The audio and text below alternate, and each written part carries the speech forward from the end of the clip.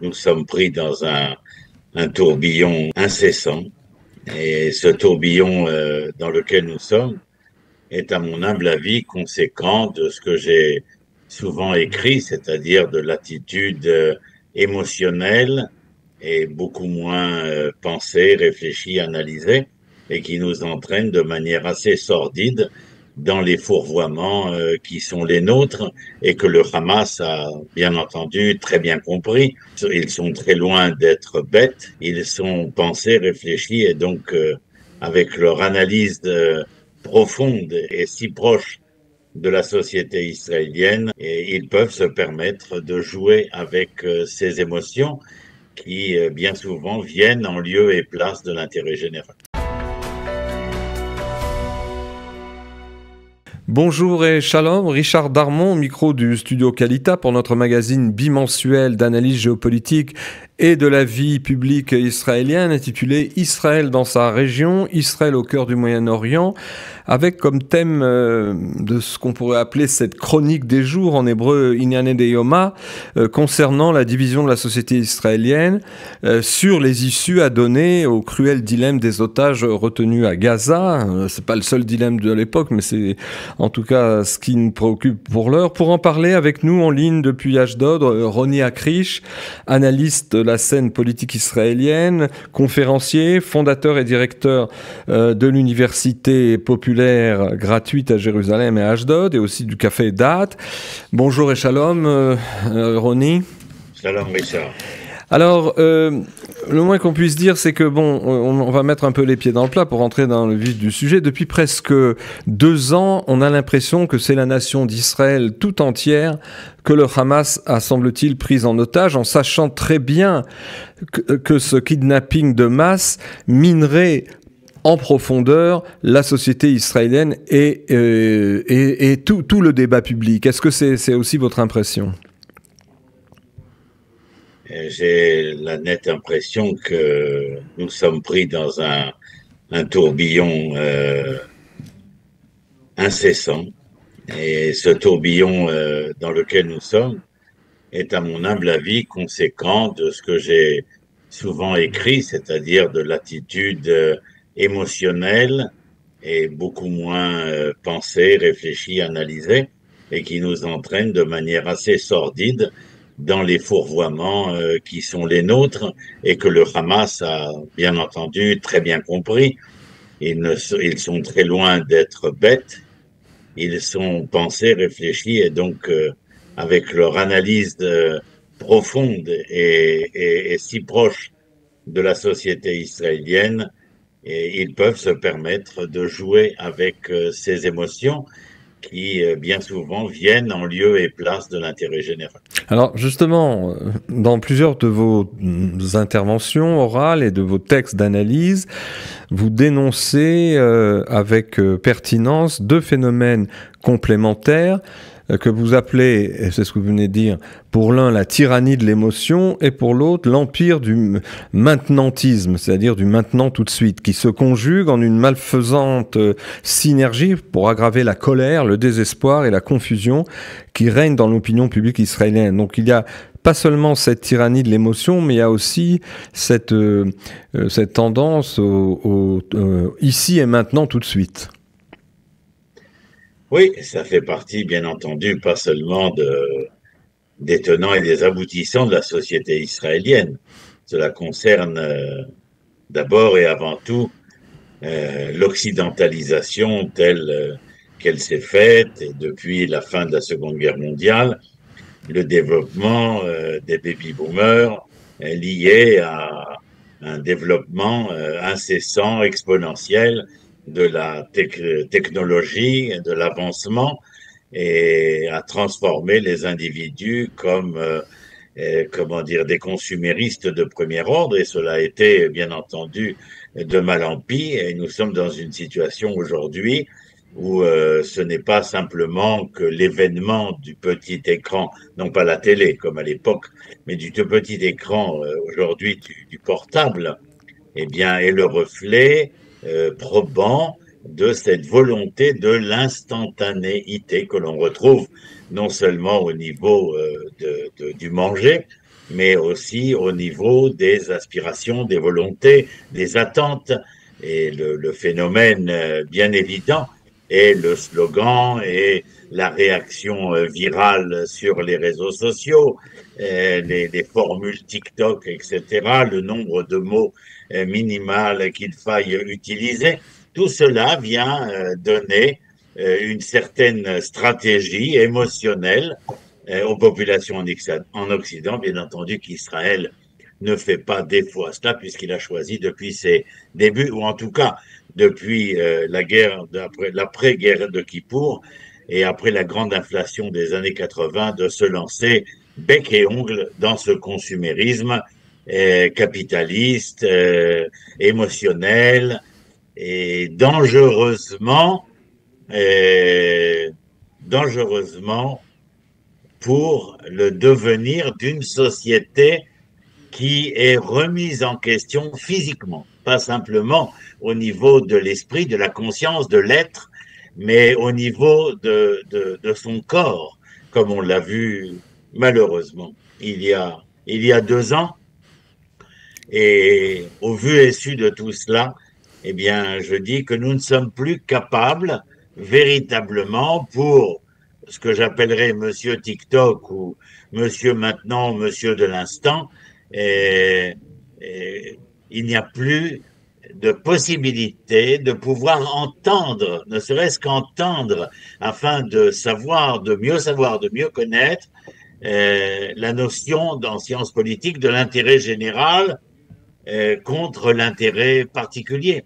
Oui, et aujourd'hui, nous sommes dans une situation où l'intérêt général, comme je l'avais écrit, va à l'encontre de ce qui est devenu, à mon humble avis, et je mets des guillemets, bien entendu, la religion des otages. Alors comment cette contradiction et ce télescopage se manifeste-t-il aujourd'hui, puisque dans cette analyse que vous intitulez justement l'intérêt général de la nation contre la religion des otages, vous mettez les pieds dans le plat, vous n'hésitez pas à le faire, et finalement, ça, c'est effectivement lié à ce qu'on disait tout à l'heure, le fait qu'il y a cette tyrannie de l'émotion, cette emprise du maintenantisme qui empêche finalement le public, mais les gens en particulier, de se livrer à des analyses rationnelles, et ça les empêcherait même de penser, en quelque sorte. C'est aussi une des thèses que vous soutenez. Et nous sommes, comme je le disais, au quotidien, seconde après seconde, chez Monsieur Tout le Monde, à cette nécessaire réaction au niveau des tripes, livrer au monde une espèce de cri, mais non pas une pensée. Alors certes, le cri peut être juste ou justifié, mais il ne fait pas justice. Et dans l'ère que je rappelais précédemment, l'ère du commentaire immédiat, de l'indignation virale et du pathos triomphant, l'émotion supplante le discernement. Un de mes philosophes favoris, avec qui je suis aussi en contact, au vu et su de la création de l'université populaire en Israël, Michel Onfray, dénonce fortement, lui et bien d'autres aussi, mais en tout cas, lui, à travers son œuvre littéraire, ce pathos triomphant, et en conséquence de quoi, nous pouvons dire, un peu comme Spinoza le disait, Baruch Spinoza, ceux qui se laissent conduire par l'émotion ne savent pas ce qu'ils veulent. Et on est en plein dedans. Relation entre les émotions et la raison, si elles ne sont pas comprises et maîtrisées, ces émotions, elles peuvent nous conduire de manière impulsive à une tyrannie. Et cette émotion, même si elle est nécessaire, et nous n'en avons aucun doute, le cœur a des raisons que la raison doit connaître. Pascal a malheureusement mis un peu trop la raison sur le cœur, alors qu'il faudrait mettre du cœur sur la raison. Mais en tout état de cause, si l'émotion est nécessaire, elle est la flamme, mon cher Richard. mais jamais la boussole. Voilà, et un des derniers développements tout récents de ces phénomènes que nous essayons de décrypter, ça date de ce matin, c'est que le Forum des familles d'otages a déclaré il avait des preuves évidentes selon lesquelles le gouvernement Netanyahou, selon ses dires, sabotait tout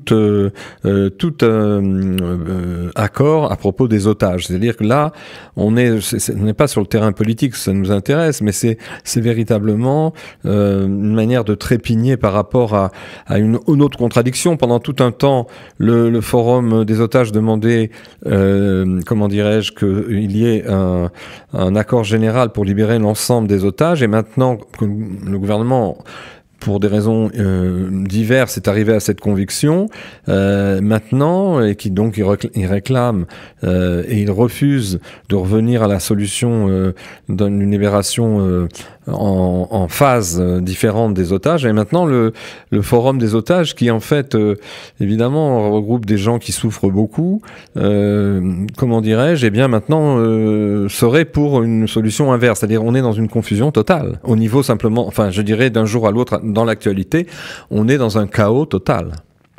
Il est bien évident que certains ont des moyens qui lui permettent de faire entendre sa voix.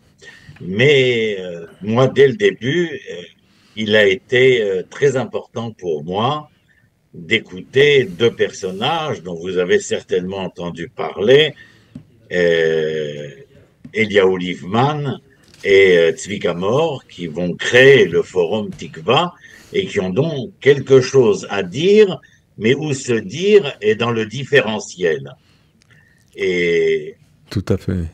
Alors, des individus comme moi, qui passent leur temps à vouloir décrypter, mettre en perspective, l'analyser, parce que je considère que mon rôle d'enseignant, de penseur, d'écrivain doit s'attacher à cela. Il était important d'écouter ce que Tzvika Mor et Eliyahu Livman, dont les restes de l'enfant ont été retrouvés des mois après, et donc on a ainsi su qu'il n'était pas retenu en otage, mais qu'il avait été massacré et brûlé dans une ambulance précédent, le 7 octobre.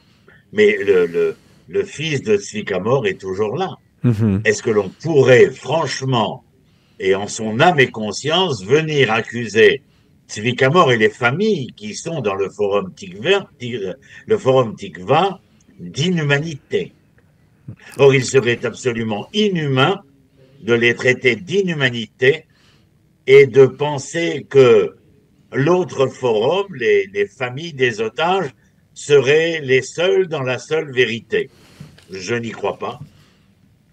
Et le peu d'intelligence qui m'a été offert dans ce bas monde m'empêche de pouvoir trancher dans le vif du sujet, mais au contraire, de manière probante, affirmer qu'il y a certainement une vérité là et là. Et je ne suis pas dans le ou, mais dans le aussi.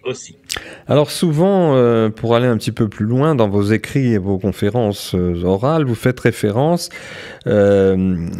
en perspective et pour arriver à une compréhension indispensable, une compréhension de fond, vous faites, il y a aussi un décryptage justement juste, vous faites souvent référence à une notion que vous appelez l'être hébreu, et vous avez, si je puis dire, même à ce titre, publié une récente analyse en français et en hébreu intitulée Proclamation de résistance hébraïque dans cette période troublée là, où finalement, si on se dépatouille qu'avec les facteurs du politique au quotidien, il y a de fortes chances qu'on perde de pied. Mais vous allez plus loin. Qu'est-ce que vous entendez par cette je dirais cette notion de référence lettre hébreu et surtout le concept de lettre hébreu, bien entendu que je ne l'ai pas inventé.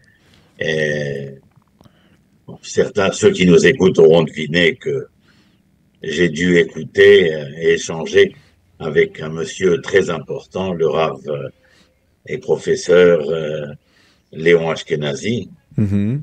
et qui m'a inspiré cette terminologie ou cette téléologie, c'est-à-dire la finalité des choses.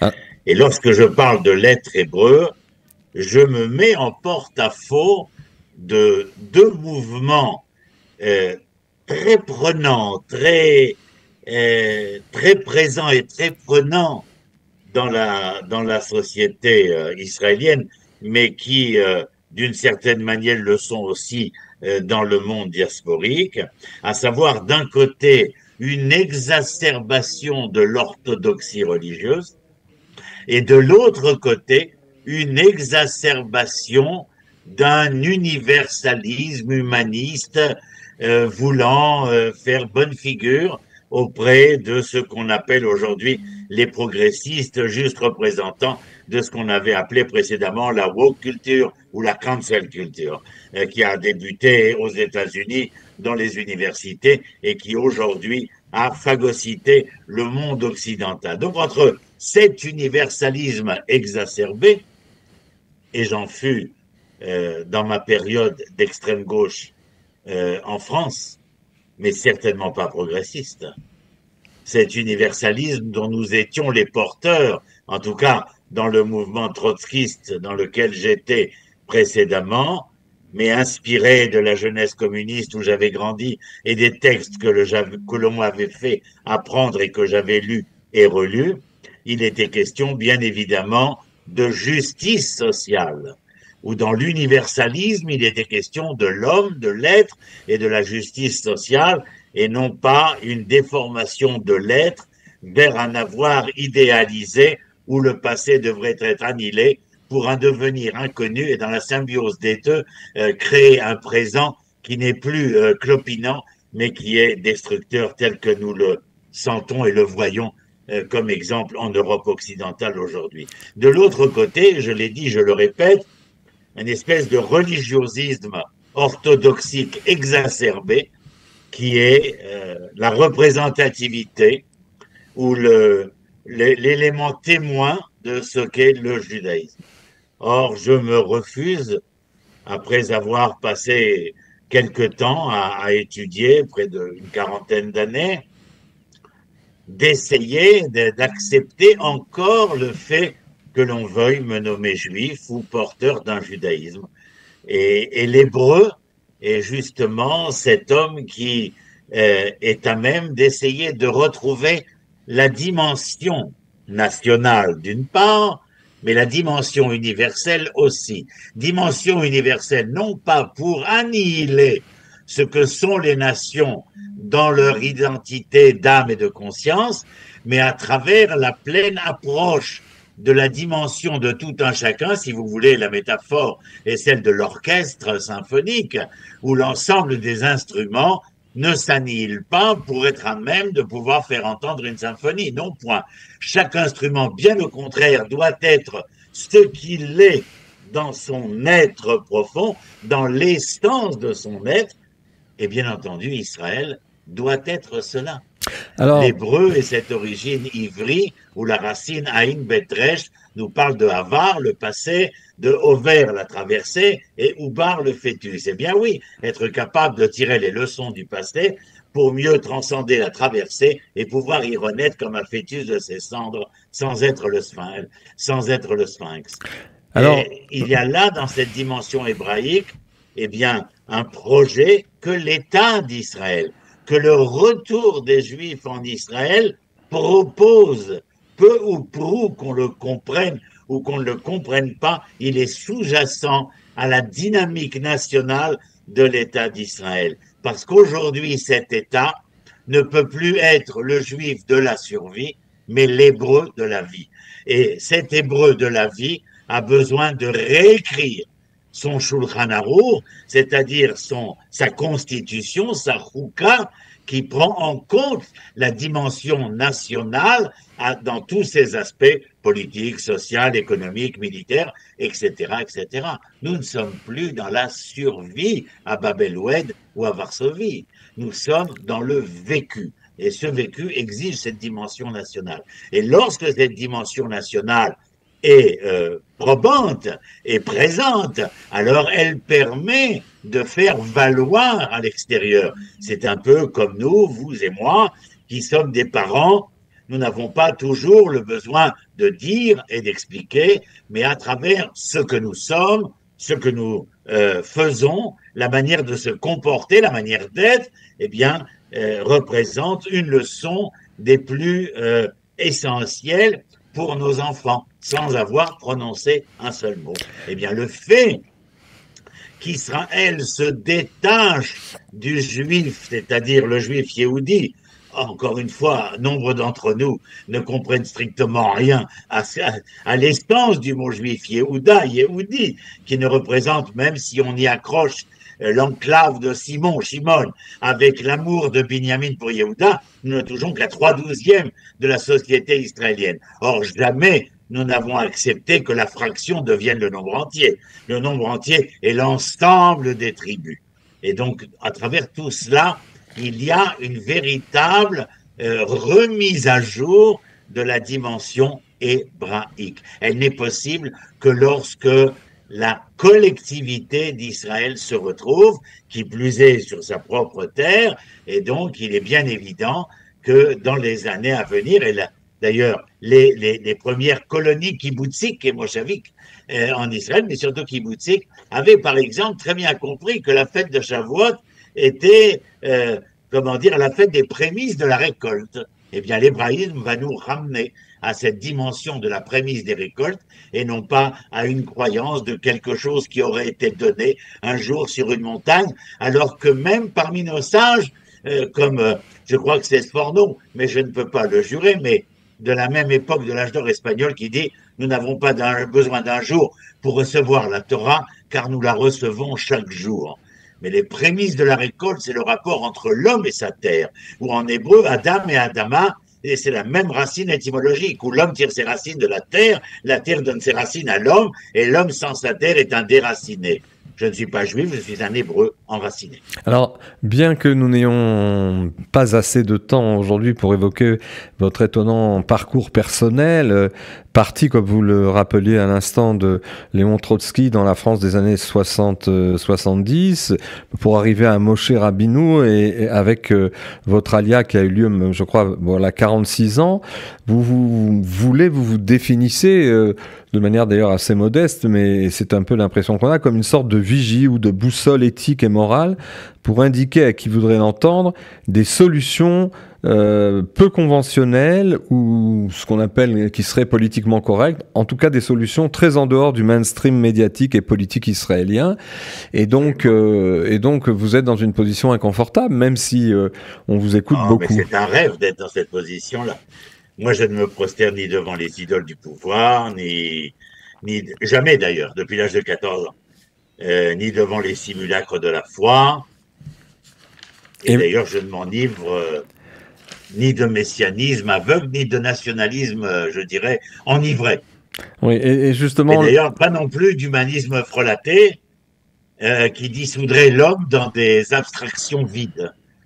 Et je vous l'ai dit et je le répète, et qu'on l'entende et qu'on se le dise dans les chaumières, je suis un hébreu bibliste, fils de l'alliance fondatrice et vivante, celle héritière des patriarches qui marchèrent solitaires, parfois, mais toujours debout, sur les sentiers arides de cette terre où naquit la parole première, si j'essayais de résumer. Mais j'ai toujours été révolté, je suis né révolté. Je suis à quelques mois de mes 70 printemps. Ce n'est pas aujourd'hui que cela va changer.